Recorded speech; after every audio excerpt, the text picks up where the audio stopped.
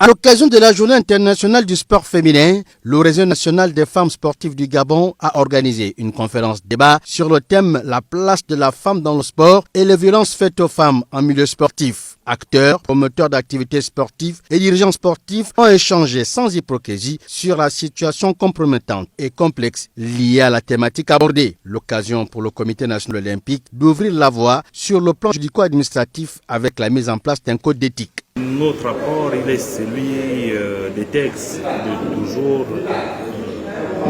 demander à toutes ces organisations de mieux se structurer en matière de textes, inciter les gens à avoir des codes d'éthique, mettre en place tous les organes relatifs à un management, à une gestion qui garantissent à la fois les 30% de présence féminine dans nos organisations, au moins 30% de présence féminine dans nos organisations, mais qui permet aujourd'hui de rassurer les parents parce qu'on aurait mis en place les textes, les outils et mieux contrôler ce fléau qui n'est pas encore grand au Gabon, et Dieu merci. Il faudra changer de postulat pour arriver à une meilleure révalorisation de la femme dans l'environnement sportif au Gabon, car la loi sur les quotas ne suffira pas. Nous voulons être considérés et c'est pourquoi nous nous réunissons pour débattre de ce qui marche et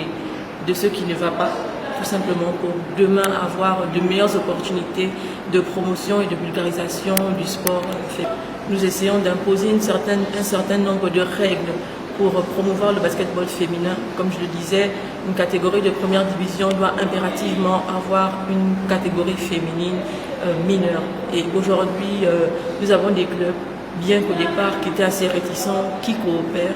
Et je pense que le basketball féminin va s'émouvoir et il va grandir. On aura des athlètes formés et des athlètes qualifiés. Si le football et quelques disciplines de combat ont progressé sur la pratique et la promotion de la jeune féminine, le basketball, le volleyball et les autres disciplines collectives et individuelles ont encore du chemin.